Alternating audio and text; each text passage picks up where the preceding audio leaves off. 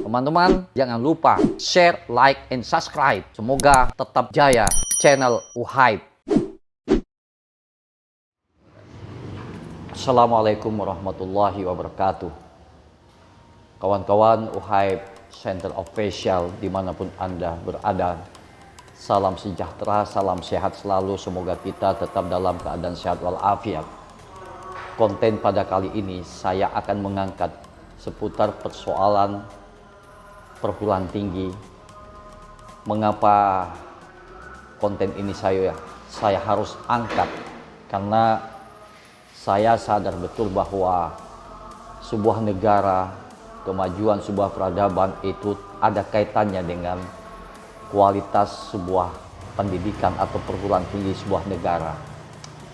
Beberapa waktu lalu kita dihibur oleh pemberitaan mengenai tuduhan terhadap ijazah Bapak Jokowi, Presiden Republik Indonesia, walaupun beberapa minggu sangat ramai pemberitaan itu, namun berakhir pada pencabutan gugatan tim kuasa hukum Bambang Tri, yang dalam hal ini salah satu tim pengacara adalah Abang Profesor Egy Sujana, dan banyak mendapatkan tanggapan, baik itu tanggapan positif maupun negatif. Tapi yang mana menarik adalah tanggapan dari Profesor Yusril Ihsan Mahendra bahwa kasus ini menjadi perbincangan yang terus-menerus karena ketidakadanya kepastian hukum dan akan menjadi pergunjingan politik di tengah masyarakat. Lebih-lebih nanti kalau Pak Jokowi sudah tidak jadi presiden lagi. Jadi menurut Bang Yusril, Profesor Yusril Ihsan Mahendra, ini harus ada kejelasan hukum soal status ijazah Bapak Presiden Jokowi, apakah palsu atau tidak. Ini penting, kata Bang Profesor Yusril Ihsan Mahendra. Tetapi saya tidak ingin mendiskusikan, membahas soal ijazah Pak Jokowi, karena beberapa konten sebelumnya saya sedikit sudah menjelaskan soal itu. Tetapi yang menarik adalah dalam beberapa hari ini muncul satu masalah di salah satu universitas, saya sebut saja di Universitas Hasanuddin Makassar, tepatnya di Fakultas Ilmu Ekonomi dan Bisnis. Secara ramai-ramai ada 7 profesor yang mengundurkan diri menjadi tenaga pengajar, begitulah mungkin ya. Seperti kita baca di sejumlah media online, alasan pengunduran diri ini karena adanya intervensi dari pimpinan fakultas terhadap mahasiswa S3 yang menurut salah satu profesor itu, mahasiswa ini tidak aktif di dalam proses perkuliahan maupun dalam tugas, dan ada intervensi dari pimpinan fakultas untuk meluluskan mahasiswa yang mengikuti program studi S3 di Fakultas Ekonomi dan Bisnis ini. Mungkin juga ada alasan yang lain, bagaimana secara berjamaah 7 profesor ini mengundurkan diri. Sesungguhnya kalau dilihat dari banyaknya yang mengundurkan diri, sebetulnya sebuah kerugian bagi sebuah institusi, lebih-lebih di Fakultas Ekonomi Universitas Hasanuddin, kalau memang ini benar terjadi. Nah, yang ingin saya sampaikan bahwa separah itukah dunia perguruan tinggi kita seperti sekarang ini? Banyak kasus-kasus yang terjadi. Ya, salah satunya adalah kasus soal mundurnya sejumlah profesor di Fakultas Ekonomi dan Bisnis di Universitas Hasanuddin itu. Separah itukah perguruan tinggi kita di Indonesia, padahal kita meyakini bahwa universitas adalah sebuah proses membangun pencerdasan umat manusia lewat perguruan tinggi. Kalau demikian halnya, ada terjadi miskomunikasi dan konflik di internal perguruan tinggi, bagaimana bisa melihat Indonesia ke depan yang lebih bermartabat dan lebih beretika dan bermoral kalau fenomena perguruan tinggi kita sepertinya tidak steril juga dengan persoalan-persoalan konflik, baik itu konflik yang melibatkan pimpinan maupun konflik di antara sivitas akademika. Dan sejauh yang saya ketahui, yang saya baca dari sejumlah informasi dan beberapa komunikasi saya dengan beberapa teman-teman di Makassar, bahwa ini adalah salah satu praktek feodalisme oligarki yang masuk juga di dalam dunia perguruan tinggi. Jadi lagi-lagi ini bicara soal oligarki. Oligarki juga tidak steril dari dunia perguruan tinggi, karena oligarki ini adalah satu perilaku, satu sifat yang bisa masuk di dalam dunia politik, dunia ekonomi, dunia hukum, dunia pendidikan, dunia apa saja. Ini satu sifat karakter dari sebuah kekuasaan, baik secara kekuasaan maupun individu, dan bisa mengintervensikan, merasa memiliki hegemoni, memiliki kuasa, memiliki posisi dan jabatan, dan dia bisa mendikte dan mengatur-atur yang tidak sesuai dengan selera sang oligark itu.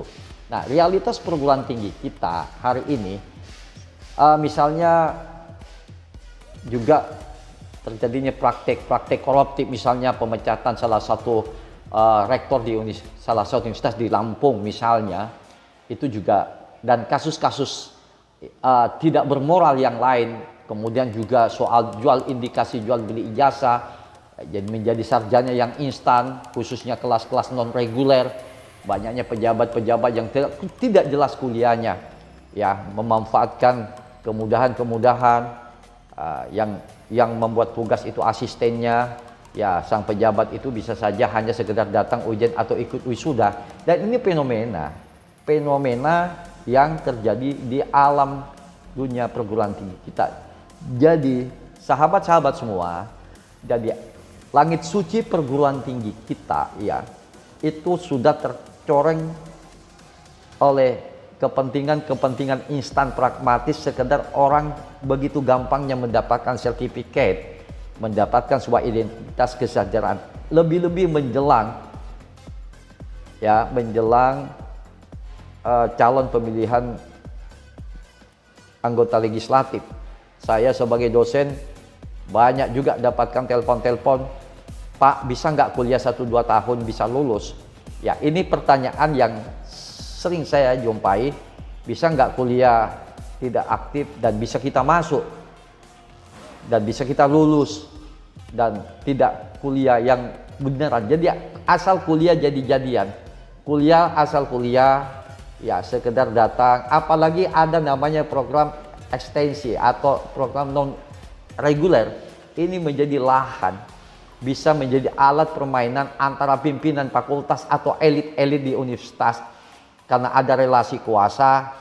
Apalagi orang yang kuliah itu memiliki hubungan dengan penguasa daerah misalnya, atau dapat referensi dari penguasa daerah dan memanfaatkan lembaga perguruan tinggi untuk memudah-mudahkan sang pencari ijazah itu.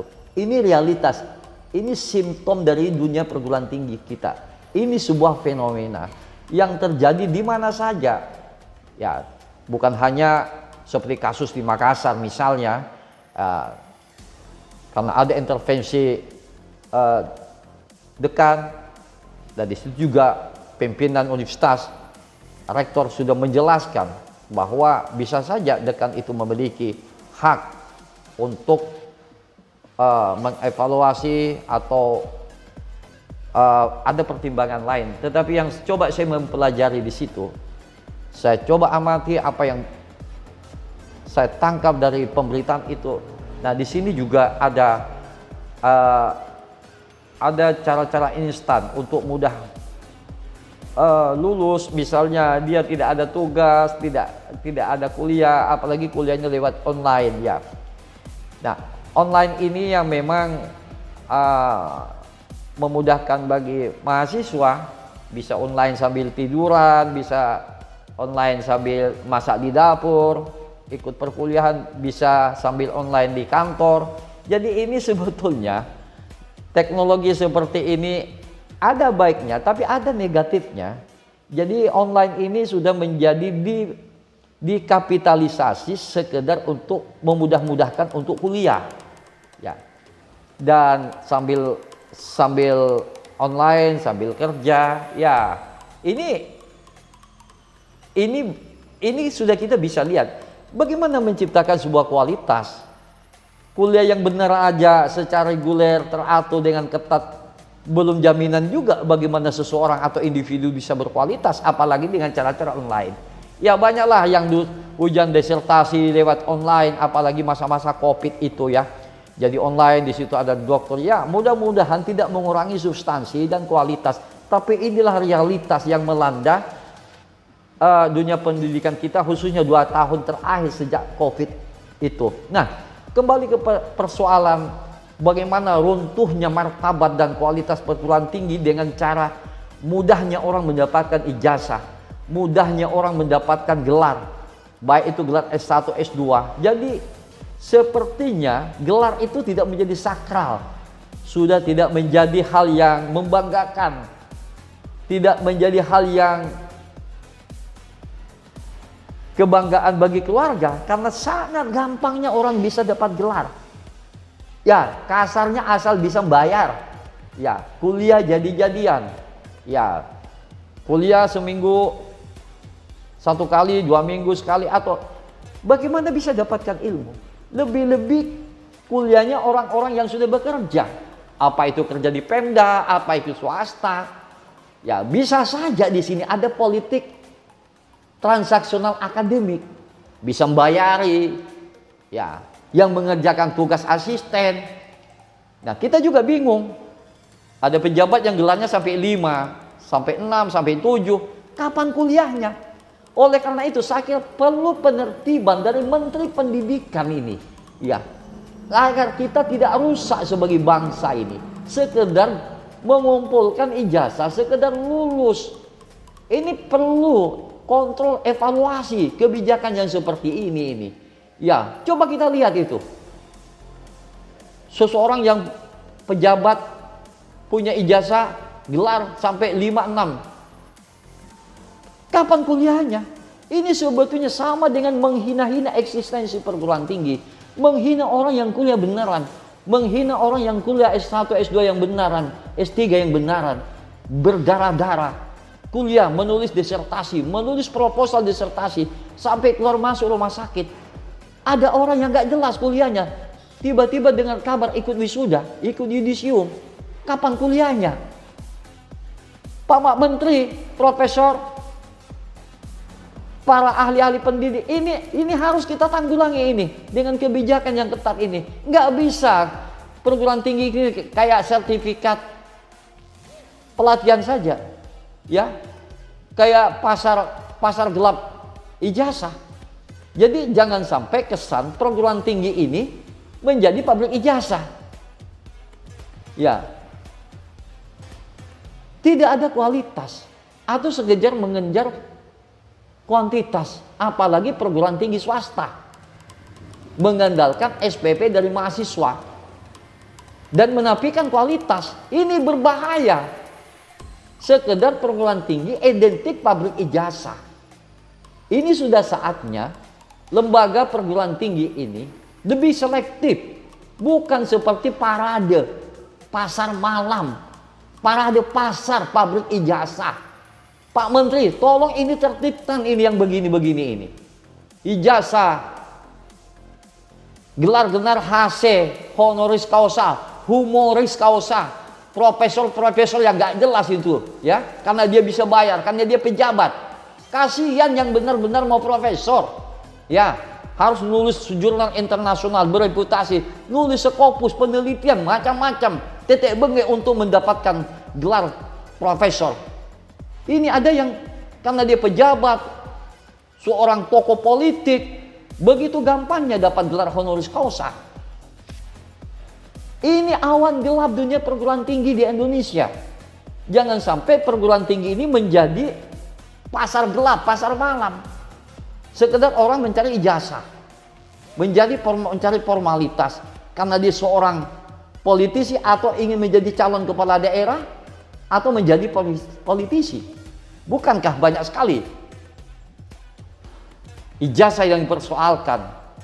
Ijazah nggak jelas, kapan sekolahnya, kapan kuliahnya. Saya kira ini keprihatinan kita bersama. Kita tidak ingin perguruan tinggi ini dirusak oleh kepentingan orang atau orang yang punya duit dan bisa membeli ijazah. Ya.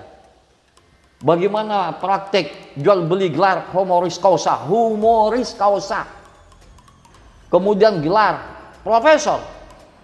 Ya, kasihan dosen-dosen yang memang memiliki kompetensi kualifikasi. Tiba-tiba ada orang dapat gelar profesor, ya nggak jelas ilmunya, nggak jelas barangnya.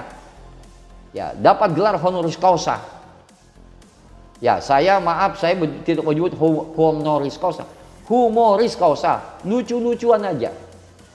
Dan ini betul-betul mencederai, merusak perguruan tinggi kita.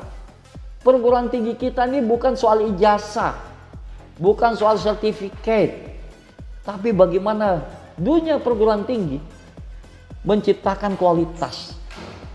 Indonesia ini di level Asia Tenggara itu masih ketinggalan dengan beberapa negara yang lain. Apalagi bicara di Asia, apalagi bicara dunia. Jangan sampai perguruan tinggi kita ini juga memiliki watak-watak oligarkis. Ya, kapitalisasi perguruan tinggi. Indonesia ini kan hampir 4.000 perguruan tinggi.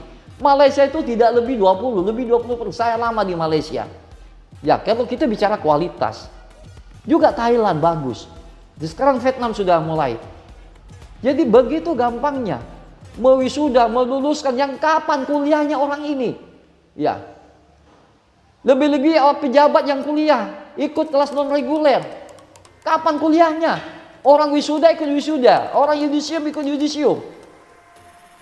Jadi tolong Pak Menteri, ini tertibkan dunia perguruan tinggi kita ini supaya nggak rusak ini. Tertibkan dengan paradigma kampus merdeka belajar. Jangan jadi kampus murahan mencetak ijazah. Saya sekedar mengambil contoh tadi isu soal pengunduran profesor 7 orang di Fakultas Ekonomi dan Bisnis Universitas Hasanuddin. Dan banyak kasus-kasus yang lain, rektor yang terlibat korupsi seperti salah satu universitas di Lampung sana. Kemudian juga kasus mencapai gelar profesor, menciplak plagiasi jurnal seseorang, hanya sekedar ambisi ingin menjadi seorang profesor, menciplak jurnal orang diklaim punya orang. Nah, ini berbahaya ini. Ya. Oleh karena itu perlu penertiban. Jangan sampai sekali lagi dunia perguruan tinggi seperti pasar gelap, pasar jual, pasar rombengan. Ya, bahan-bahan bekas di situ. Ya, bahan ronsokan. Jadi kita nggak mau pendidikan kita ini menjadi bahan ronsokan karena kita akan bersaing di era ekonomi global. Ya, kita akan memasuki sebuah peradaban. Ya, sekarang kita istilah 4.0. Jadi di sini pertaruhan kualitas perguruan tinggi. Bagaimana negara di Thailand, bagaimana Malaysia, bagaimana Singapura, bagaimana Vietnam yang sudah melangkah meningkatkan kualitas perguruan tinggi. Jepang, Korea Selatan, Taiwan dan beberapa negara di Asia itu karena memiliki kualitas perguruan tinggi sehingga melahirkan manusia berkualitas, SDM manusia. Kita ini universitas terlalu banyak, hampir 4.000 universitas di negeri ini. Jadi tidak berbanding dengan kualitas, khususnya perguruan tinggi swasta. Ya, kita bisa paham dari mana mereka kalau bukan mengandalkan mahasiswa yang banyak, bagaimana membayar gaji dan dosen. membangun fasilitas kampus. Negara juga tidak memberikan duit kok untuk membangun kampus-kampus. Ya adalah bantuan-bantuan dari Apemda yang tidak sesuai dengan kepentingan dan kebutuhan universitas. Nah, sekali lagi kasus pengunduran 7 profesor itu sebetulnya juga tidak lepas dari intervensi watak-watak oligarki dari elit-elit universitas, watak-watak predatoris. Ini juga akan terjadi dan tidak menutup kemungkinan juga masuk di dalam ruang-ruang universitas, masuk di dalam dunia perguruan tinggi. Dan sekali lagi, pendidikan adalah bukan menjadi sekedar pasar gelap atau tempat pabrik ijazah, tetapi yang penting adalah membangun kualitas. Apalagi perguruan tinggi di daerah akan bersaing dengan perguruan tinggi yang ada di Pulau Jawa ketika EKN nanti betul-betul dibangun dan di situ bertemunya lulusan-lulusan universitas dari Indonesia di seluruh penjuru tanah air akan bertemu di EKN. Perguruan tinggi yang ada di Kalimantan Selatan, di Kalimantan Timur Tengah, Kalbar akan bersaing lulusan dari UGM, Brawijaya, Unhas, ITB, IPB, dan bertemu nanti di IKN, bertaruh mencari lamaran pekerjaan. Bagaimana kalau kualitas perguruan tinggi di daerah tidak berkualitas? Ujung-ujungnya maka perguruan tinggi yang berkualitas juga yang memiliki opportunity, ya kesempatan untuk bertarung karena dia berada pada perguruan tinggi yang lebih baik, lebih berkualitas lah. Lagi bagaimana nasib perguruan tinggi yang ada di daerah yang kualitasnya perlu dipertanyakan, akan bersaing dengan lulusan yang dari Jawa yang berkualitas. Pernah nggak kita berpikir sampai ke situ? Sekedar kita bicara IKN, pemindahan ibu kota, bagaimana SDM yang ada di daerah? Sudahkah perguruan tinggi, lembaga pendidikan itu menopang alumni-alumni, mahasiswa yang lulus dan ingin bertarung cari pekerjaan di IKN di Kalimantan Timur? Ini realitas yang harus kita hadapi. Jadi jangan sampai perguruan tinggi dihinakan oleh orang-orang yang sekedar cari ijazah, sekedar formalitas karena kepentingan ekonomi dan politik, kepentingan ingin menjadi calon anggota legislatif, kepentingan ingin memperbanyak ijazah pejabat-pejabat daerah, sekedar ingin menambah-nambah ijazah tapi tidak pernah kuliah. Ini catatan kritis saya sebagai seorang dosen. Bagaimana kita sama-sama memiliki keperhatian terhadap dunia perguruan tinggi yang sudah mengalami degradasi. Kelulusan bukan lagi sebuah kebanggaan. Kalau zaman saya tahun 80, bangga sekali orang tua, anaknya bisa sarjana. Sekarang, orang begitu mudah dapat gelar ijazah. Tanpa kuliah pun, kuliah cincai-cincai saja. Apalagi budaya-budaya kita, budaya nepotisme, budaya negosiasi, dan macam-macam. Kita lawan praktek mafia ijazah di negeri ini. Terima kasih sahabatku semua. Mudah-mudahan konten YouTube ini mengingatkan kita bahwa perguruan tinggi bukan sekedar tempat cetak ijazah, tapi melahirkan manusia-manusia ulul albab, manusia yang berkarakter. Sebagaimana dikatakan Profesor Ali Syariati, Rauzan Fikr, orang yang selalu memiliki kegelisahan intelektual, memiliki kecerdasan intelektual, ar-rasikhuna fil ilmi, bukan berhenti sekedar memburu mencari ijazah, selembar ijazah, tapi tidak ada isi otaknya. Jadi sekedar ijazah yang menjadi motivasi. Yang penting adalah membangun gagasan.